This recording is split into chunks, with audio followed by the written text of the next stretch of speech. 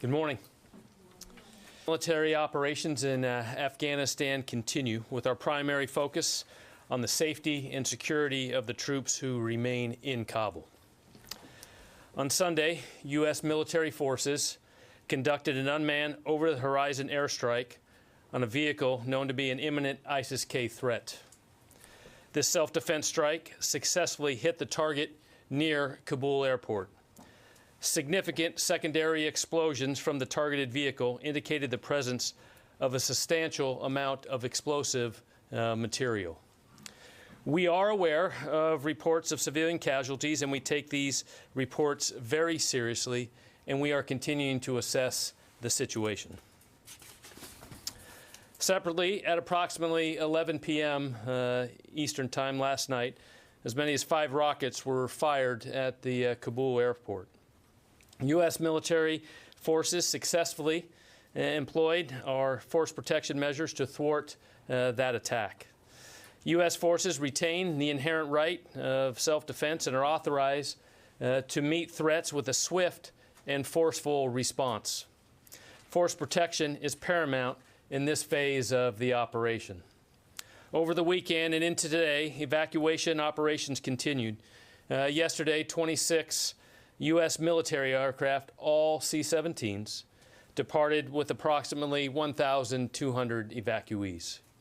In total, there were 28 flights out of Kabul airport in the last 24 hours, which included the remaining coalition departures. As of today, more than 122,000, including 5,400 Americans, have been evacuated from Afghanistan. U.S. military troops have shown tremendous bravery and compassion as they put themselves in harm's way to evacuate as many American citizens and Afghans as possible during this operation. That work by U.S. service members continues across the globe at a number of intermediate staging bases and DoD installations. In CENTCOM, more than 27,000 passengers await follow-on movement from 6 active locations. In EUCOM, 3 active locations currently have more than 22,000 passengers, and today 17 flights will transport about 3,700 passengers to both Dulles International Airport with approximately 11 flights and Philadelphia International Airport with 6 flights. In NORTHCOM, there are nearly 13,000 passengers that remain at 5 different U.S. installations. These numbers are a snapshot in time, and movement of personnel is very fluid. We do not expect these passenger totals to match the total number of evacuees from Afghanistan, nor will they match the total Afghans arriving to the United States. The mission of the evacuation operation was to help as many people as possible leave Afghanistan. Some of these evacuees included American citizens, third country nationals, or Afghans whose credentials permitted them to otherwise depart without processing at a military installation. Military, civilian, and contract personnel continue to work closely with both government and non-governmental agencies to meet requirements and provide additional capabilities for families as they continue their transition. While operations in Afghanistan will conclude soon, the DoD effort to support the interagency is ongoing. Additionally, the Department of Defense continues to support humanitarian relief operations in response to national disasters here closer to home.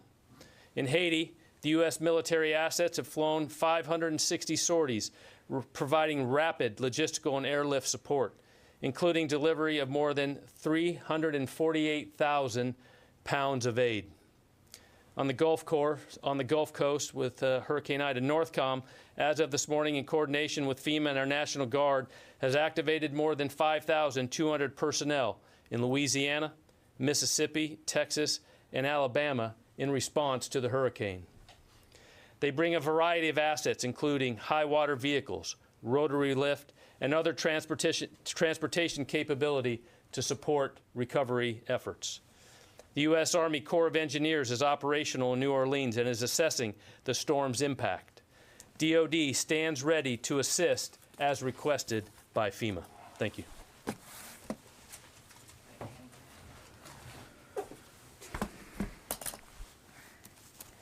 Okay, I don't have anything to add, so we'll go to questions. Lita. General, one quick follow-up and then a question. The CRAMs, did they strike and hit all of the 5 rockets, or did some land in areas where there are just no casualties? So we assess the reporting from last night's rocket attack. We assessed that 5 rockets were in the air and went. 3 landed off the airfield, were no effect, and CRAM was able to affect and thwart the attack of one, and the other rocket landed with no effect to the mission or any danger to our personnel. And then secondly, on evacuees, does the U.S. and the U.S. military assess that the number of Americans still in the country are only the ones that no longer want to leave, or the ones who want to leave, are they largely out now? And it's our understanding that the evacuation of Afghans is largely complete also. So are you now solely concentrating on just getting U.S. troops out and equipment? So just going back, total, 122,000 were evacuated, approximately 5,400 Americans. We continue to have the capability to evacuate and fly out those until the very end. But as you talk about active peace, we're continuing to work with Department of State on that and continue evacuation and military operations. But I would refer you to the State Department on the numbers of Americans they're still in contact with. That's something for them to speak to. Tara? Could you both speak to the continuing rocket threat to the final planes that are leaving and the role that the CRAM is playing? Will the CRAM be left behind, or since it's so vital to protecting the planes as they're leaving, what will happen to the CRAM after it goes? We certainly assess, as the general said, that there's still an active threat in various ways that we have to be prepared for. And what I will tell you, without getting into the specific systems and their availability, which I think you can understand why we wouldn't, we continue to have and will maintain the capability to protect ourselves and defend ourselves as we continue to complete the retrograde. And I think that's probably the best place to put it. Just one follow-up, please, if you may.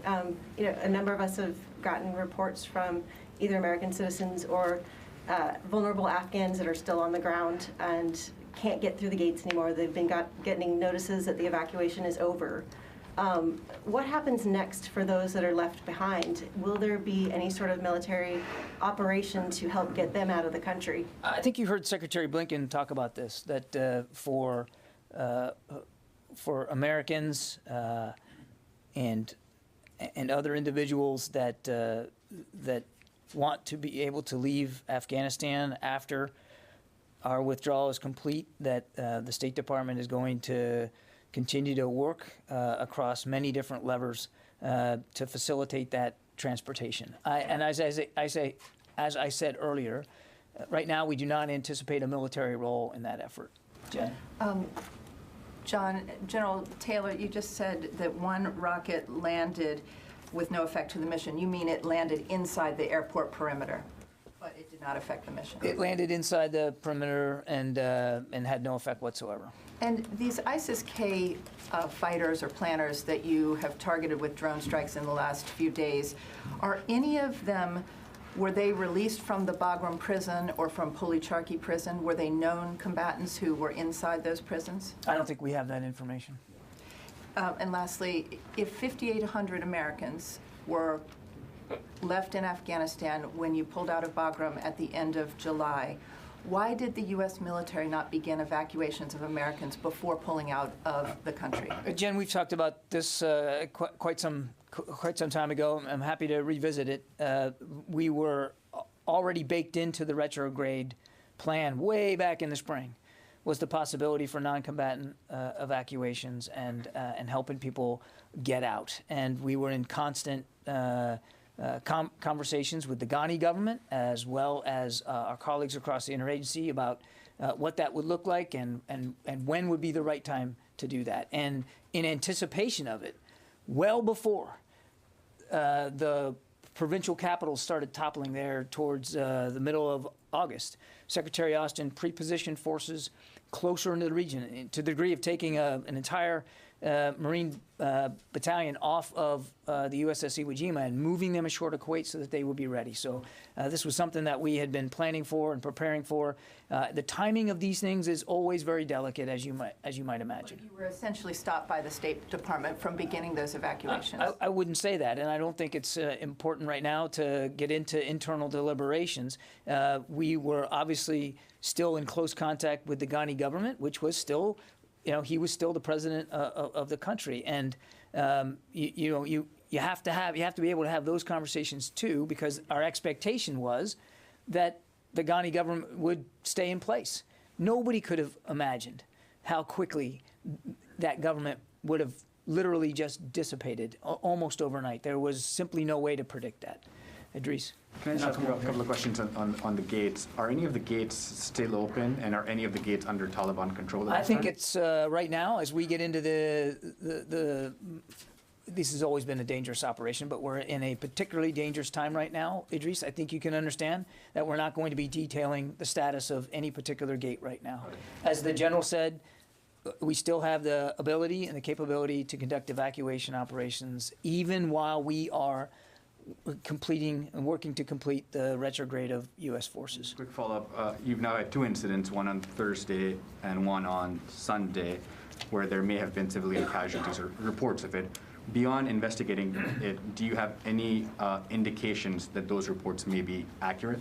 We are not in a position to dispute it right now, Idris. And as the general said, we're assessing and we're investigating. Look, make no mistake, no military on the face of the earth works harder to avoid civilian casualties than the United States military. And nobody wants to see innocent life taken. We take it very, very seriously. And when we know that we have caused innocent life to be lost in the conduct of our operations, we're transparent about it. We're investigating this. I'm not going to get ahead of it. But if we have, verifiable information that we did in fact take innocent life here, then we'll be transparent about that too. Nobody wants to see that happen. But you know what else we didn't want to see happen? We didn't want to see happen what we believe to be a very real, a very specific, and a very imminent threat to the Hamid Karzai International Airport and to our troops operating at that airport, as well as civilians around it and in it. And that was another thing that we were very, very concerned about. Over here, David. The President had said that the likelihood of an attack within the next 24 to 36 hours was highly likely. He'd been told that by his military commanders. Then after that, there was the strike on this vehicle. After that strike, is another attack still considered highly likely? We are operating under the assumption that we need to be prepared for future potential threats. And as the general detailed for you in his opening statement, there was, in fact, after we took this airstrike against this vehicle, there were rocket attacks, indirect fire rocket attacks on the airport. So the threat stream is still real, it's still active, and in many cases it's still specific. And we're taking it very seriously, and we will right up until the end. You didn't specifically answer the question about whether the Taliban, you said you weren't going to talk about who was at what gate, but are the Taliban on the airport? Not to my knowledge, they are. No. Yeah. Thank you. I have a few today, sorry. You mentioned 122,000 have been evacuated. How many of those are SIVs and their families? I don't have a good breakdown of how many in the 122,000 are SIVs and their families. That's really a better question for the State Department. We know that roughly 5,400 of the 122,000 are American citizens, and the vast majority, of course, are Afghan, and I just don't have a breakdown of that. Well, our reporting is saying that there are about 7,000 of the 88,000, so that leaves more than 80,000 SIVs and their family members left behind. Does the Pentagon see that as a success, leaving 80,000 people, SIVs, who worked alongside our troops behind? Carla, I can't verify that number, the math you just gave me, and I can't tell you what the breakdown is right now between the more than 112,000, maybe more, Afghans that we were able to evacuate in the course of less than a couple of weeks. I can't give you the breakdown right now. I honestly can't. What I will tell you is that obviously we wanted to get as many people out as we could. And in the course of a very short order of time, 122,000, the largest airlift that the U.S. military has conducted, got 122,000 people to safety. Now, there will be a time when this is complete that the State Department can do the math and figure this out. But I think we're all focused right now on continuing the mission that the general described us doing and making sure that right up until the end that we can get people out safely, including evacuees.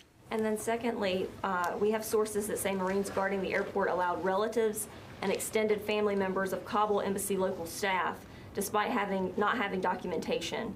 But meanwhile, spouses and children of Afghans who hold American citizenship and legal permanent resident status were turned away in some cases. Have you heard this as well, and can you confirm this? I have not heard those reports, and I cannot verify them. I will tell you that without speaking to these reports, the Marines and the soldiers that have, for the last couple of weeks, been helping consular officers man these gates and help process people in did heroic work.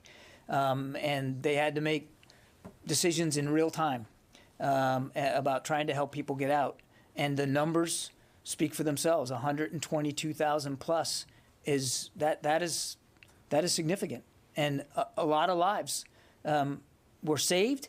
And a lot of lives are now in a better place, and they're going to have opportunities they couldn't have had before, thanks to the work that these troops did in concert with their State Department colleagues at these very dangerous gates. And one more, if I may, not on Afghanistan.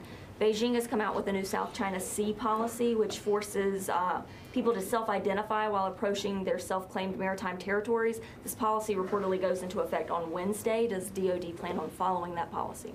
I haven't seen this report, Carla, so I'm not going to take it from the podium right now. What I will do is take the question back, and we'll try to get you a better answer. But you're hitting me up with a statement from the Chinese that I have not seen, and I'm not going to speculate at this time. Nazira. Thank you, John. There is a question that many of Afghans want me to ask you. They said, why President Biden not warning the Taliban that if any of U.S. citizens or Afghan allies are hurt or killed after our departure from Afghanistan, their leadership will be targeted, just like ISIS was targeted recently? Nazir, thanks for the question. I think the president has been very clear that what our expectations are once this retrograde is complete with respect to the safety and security of American citizens. I mean, I think we've been very clear about that. And as you heard Secretary Blinken say, we're going to continue to pursue a variety of means to help those Americans who want to get out after we are gone, get out. Yeah, Tom. You talked about flights heading to Dulles and Philly. Can you give us a sense of how many people are on those flights and the breakdown of Afghans in the U.S.? I can't give you the, by manifest, so what we think is of today's 17 flights, 3,700, the majority of those are Afghans. Now, as a priority at these lily pads that are done are immediately to get the American citizens there first, and then, other green card holders on those pieces. But the majority of the flights today of those 17 are Afghans. Now, I understand the congressional people are being briefed that you're starting to destroy munitions as well as equipment. Can you give us a sense of that effort? At Kabul? Yeah. What I go back to is commanders on the ground retain that authority and the capability to remove or destroy equipment and weapons to ensure that those don't fall into the hands of anybody else. Well, are we going to get an accounting of what has been destroyed, let's say Blackhawks or other equipment? I think when the time is right, we'll be able to try to help better flesh that out. Time's not right for that right now, Tom. Barb. Two quick questions, if I may. On the strike against the vehicle, do you The Central Command talked about secondary explosions, I think, and that, but do you actually have visual evidence that there were secondary explosions? Are you convinced that there were? Because that seems to be one of the potential contributing factors to civilian casualties. So are you certain there were secondary explosions? Yes. I just have a follow-up on a different part of this. Can you say how you're sure? No. My other question then is this: as we inevitably come down to the final hours, what advice or thoughts for American passport holders or green card holders who might be trying to get to the airport and get through? Is there still time for them? There is still time, and the State Department is in touch, we know, with the additional American citizens. Again, given the tense security environment that we're dealing with, I think it'd be better to just not talk about it much more than that. But they are in contact. Court. What do you mean by there's still time that flights will continue tomorrow on the 31st? I'm not going to get ahead of the actual operational schedule, Courtney. I'm not going to do that. And then can you, a little bit more on the continuing strike from ISIS-K. After the U.S. is completely out on the 31st, will you coordinate with the Taliban or give them notice if you plan to conduct more strikes against ISIS? I don't think it's useful to get into hypothetical operations, future operations one way or the other. The only thing I would tell you is that the President has made it very clear that we will maintain robust over-the-horizon counterterrorism capability, the kinds of capabilities that you've seen us use in just the last 24, 36 hours, and we'll have the ability to act in ways that are in keeping with our national security interests and help prevent attacks on the homeland. We still have that capability. We will use that capability. What's not hypothetical is the fact that the U.S. military has been coordinating with the Taliban on the ground for the last 2 weeks or so. So to ask if you were going to continue coordinating with them, in this case against ISIS-K, isn't hypothetical. Will you continue to coordinate with the Taliban after August 31st? I beg to differ. I actually think your question is entirely hypothetical about something that is entirely different than what we've been coordinating with the Taliban on over the last 2 weeks, which has been to help us get as many people onto that airport as possible. I do appreciate the sense of the question. I'm not trying to mock it. It's just that I don't think it's helpful for us to talk about what over-the-horizon counterterrorism capability is going to look like going forward and how we're going to execute it. Suffice it to say, we have the capability. We've demonstrated that over just the last couple of days in strikes that were not coordinated with the Taliban, and we have that ability to go forward. And then does the Pentagon or CENTCOM or whomever it would be have the authority to continue to conduct strikes against ISIS-K after August 31st, or do those decisions have to go to the President on a case-by-case basis? The commander on the ground has the authorities he needs right now. I'm not going to talk about authorities going forward. I will say this, not in terms of, I know what you're asking, specific approval authority for each and every strike. I won't talk about policy decisions going forward, except to say that the entire interagency, certainly the entire military chain of command, understands the existence of this threat and the possibility of this threat to continue to exist over time, and we have the capability to deal with it. Louis? Following up on these contacts with the Taliban, have there been contacts with the Taliban about the U.S. withdrawal that's going to be taking place right now and over the coming days to ensure that there are no misinterpretations of what's going on? The short answer to your question is yes. Without getting into detail, our commanders on the ground remain in communication with Taliban leaders around the airfield to deconflict and to prevent miscalculations and misunderstandings. And so far, that communication has been effective. And that applies to the withdrawal that's going on right now. It does. Nancy. I'd like to ask you about, or to follow up to Idris's questions. In the initial readout from CENTCOM on the strike over the weekend, on the car bomb and the suspects in it, the U.S. said that initially, the initial assessment was there were no civilian casualties. On what basis did the U.S. make that assessment? The initial statement said that we are assessing and we have no indications at this time of civilian casualties, if I remember the statement exactly, and that was true when it was said. We also put in there, or the CENTCOM put in there, that we are assessing, and we continue to assess. But what I'm trying to understand is on what basis, in an over-horizon capability, are you making assessments on civilian casualties? How is that being done? Because, well, we're we're looking at a variety of means of information, and we're obviously collecting open press reporting, and we're doing the best we can to try to understand the situation locally as best we can, and that would include discussions with the Taliban about what they might be seeing. So there's a variety of ways that we are trying to do this assessment. And then can I get more clarity on why we can't know the names of the ISIS-K suspects that were hit on Thursday?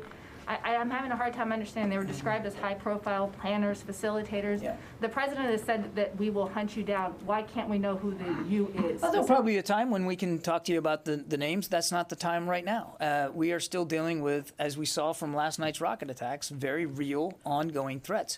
And I think we're doing what we believe to be the prudent thing with respect to the release of information. We're giving you as much as we can in as close to real time as we can, but we're not going to be able to give you everything. And we talked about that a couple of days ago when we talked about the retrograde beginning, that there was going to be a more judicious approach about information release. So there will probably become a time when we can be more forthcoming. Now's not that time.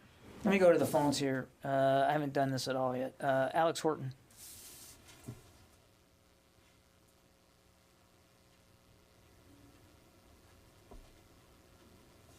Okay, we'll come back to you, Alex. Jeff Shogel. Thanks. I have a question, and it's difficult, but I hope you can entertain it. According to Politico, the U.S. knew where the attack would, or roughly where the attack would take place on Thursday, and when it would take place. Why were there U.S. troops at that gate at that time? Jeff, what I can tell you is that we have been monitoring as close as we can intelligence that led us to believe that we were in a very dynamic and, in some cases, specific threat environment. Number one. Number two, as General McKenzie said, we're gonna investigate. We're gonna get to the bottom of what happened last Thursday. 13 precious lives were lost. We're going to take that seriously, and we're not going to investigate it in public. Number three, I am absolutely not going to speak to a press story that was informed by the unlawful disclosure of classified information and sensitive deliberations here at the Pentagon. Just not going to do it. Yeah, bye. John, given being conducted at a residential area, this drone strike, the collateral damage of this strike was almost a certainty. So was that the only option you guys used? Just a question to both of you. Was there any other option to stop that bomb-laden vehicle? I'll let the general. I'll ask the general to provide context. Only thing I would say is that we've used the word dynamic a lot, and I know that sounds like Pentagon speak, but that's really the best way to describe the threats we're facing: dynamic, moving, fluid, quick, and because that's how ISIS-K operates, and we have to try to be as quick and as nimble as they are, and when you have what we believe to be an imminent threat, and we believe this to be an imminent threat, we took the action that we believe was the most necessary at the best opportunity to thwart that attack. Commanders will always minimize collateral damage. That is one of the key tenets of how we operate.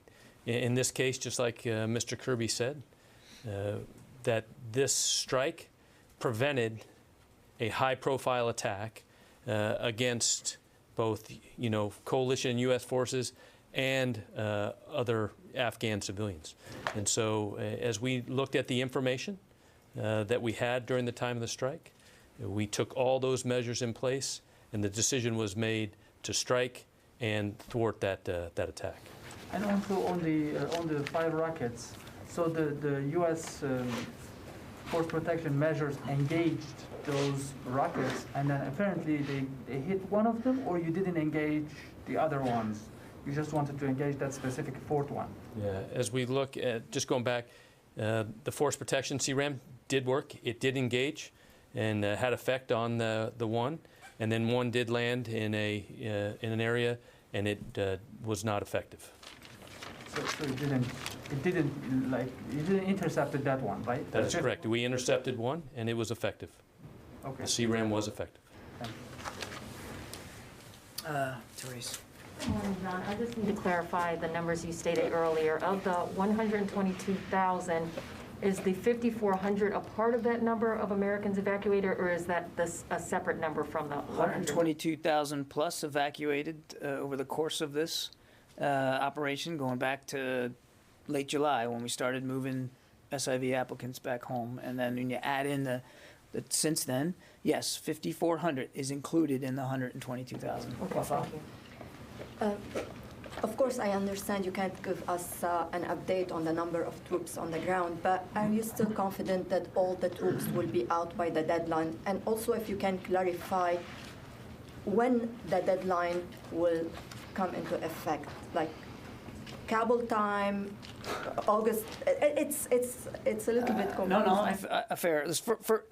Answer to your first question is yes, and the answer to your second question is I'm not going to get into it. Jenny. Thank you, John. If the ISK terrorists continues terrorism in Afghanistan, even after the withdrawal of U.S. troops on the 31st, will the United States get involved in the war on terror again? Well, I think I'd like to go back to what I said before to Courtney. The president's made it clear that our combat mission, the war we have been fighting in Afghanistan, that's going to end, and it's going to end very soon here. But what's not going to end is our commitment, especially here at the Defense Department, to protect the American people from threats, and particularly from any terrorist threat that could emanate from Afghanistan again. And as I said to the previous answer, you can see in just the last 24, 36 hours that we do have an effective over-the-horizon counterterrorism capability. We've employed it now twice, and that capability will remain. And obviously, we're not going to detail what it looks like on any given day against any particular threat, but we're going to maintain that capability to protect the American people from threats that could emanate from Afghanistan. And it's also important to remember that the counterterrorism threat isn't just in Afghanistan. It's in the Levant. It's in North Africa. I mean, and you guys have all seen that. And we are going to still maintain that ability to thwart those threats as best we can. And over the horizon is not something new to us either. I mean, we've been doing it for a long time in places outside Afghanistan. Yeah. Abraham. That over-horizon ability for strike and for ISR, is that still coming from Gulf bases, or are you making progress with regional partners for that over-horizon? It comes from over the horizon, Abraham, and I'm not going to go into more detail on that. Is being made with those negotiations? We continue to have discussions with neighboring nations about possibilities. I don't have anything to announce today. Alex, let me come back to you. You there? Yeah, can you hear me, John? I got you. Yeah, going back to the strike, the drone strike on the vehicle, I want to revisit the evidence you used. It seems like verification that it was a legitimate target came from the secondary explosion, though an ordnance expert and trained EOD tech told me, assessing the wire photos, publicly available photos of the scene show, a lack of soot on the walls, relatively little amount of shrapnel. There's a tree that was knocked down that with the foliage still intact. So, after viewing these things, do you still stand by with a high degree of confidence that there was a significant explosion and not something like, a gas tank explosion or something like that, that may misdirect the evidence of a big secondary explosion? No. We know that, as I said earlier, there was a secondary explosion that assessed that what was there was going to be used in a high-profile attack. I don't have details on the information that you're just saying there, but our intelligence experts and the CENTCOM will continue to assess the post-strike activities. Okay, a couple more in the back there. Does the coordination with Taliban apply to the final phases of the withdrawal?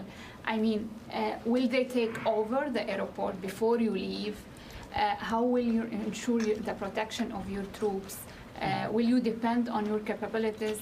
How the outcome would look like, the last flight? There's a lot there. As I said to Louis, we have been in communication with the Taliban about these final days, so that we can make sure that there's no miscalculation, no misunderstanding.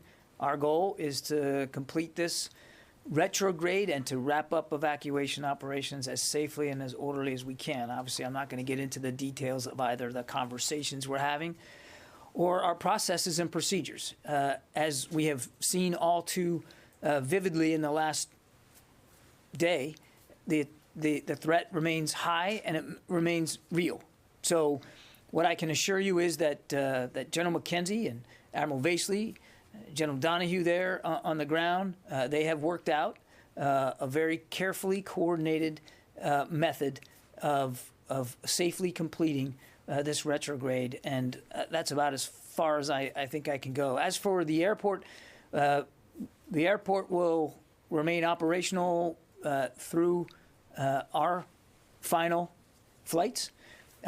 What it looks like after we are gone, I would just point you to what the Secretary of State said, that the international community, there's a couple of countries that have talked about being able to come up with an arrangement to keep it operational for commercial air traffic in coordination with the Taliban. I'll let those countries speak for their efforts with the Taliban. That would not be a U.S. military function. It would not be a U.S. military responsibility once we have completed the retrograde and we are no longer there. Just a couple more. Yeah, Megan? The ratio of flights to people getting out has gotten pretty high. Is that only indicative of fewer people coming onto the airport, or is that also a mix of flights filling up with equipment and supplies heading out? Yep, so we're not going to get into details of load plans, but obviously we are reaching the end of our prescribed mission, so commanders are inflowing and outflowing those requirements needed to complete the mission. And are there still strike aircraft flying overhead, keeping out in case something's going on near the airport while everyone's getting on the planes? Assets, as we talked about, assets available. We're not going to get into the details of what's flying and what there is, but the commanders that are fulfilling this last part of this mission have all the assets they need in the air and on the ground and where they're at to complete the mission safely. 2 weeks ago, Non-combatant evacuation operations are dangerous, period. The end of them, particularly one in an environment that we can't clearly cannot consider permissive, are particularly dangerous. And the commanders on the ground have the resources they need to enact appropriate force protection. What is more dangerous now about saying there are F-18s and Reapers flying over than there was 2 weeks ago? When It's you guys not that we're not saying more specific because for one reason or another. It's that we are in a particularly dangerous time now, Megan. Not that it hasn't always been dangerous, but it is particularly dangerous now, and we're just not going to detail every aspect of our force protection measures in public while we still have troops in harm's way and we're still trying to get people out of Afghanistan. There will be a time to talk about all that. It's just not today. One more question. Yeah, Jen. There's an American hostage still being held by the Taliban. Has the Taliban agreed to release Mark Friedrichs before the U.S. leaves? Does the U.S. have any plans to leave without this American hostage? Well, without getting into specifics, Jen, I can tell you that we share the entire government's concerns over Mr. Friedrichs and our strong desire to see him returned home to his family where he belongs. And there has been a concerted effort over many, many months to try to achieve that outcome. And regardless of what we do over the next day or so, we will remain, all of us will remain focused on returning him safely to his family. That's not gonna change one way or the other. Okay, listen, I'm gonna wrap it up here. I appreciate it. Thanks very much, and we'll talk to you soon.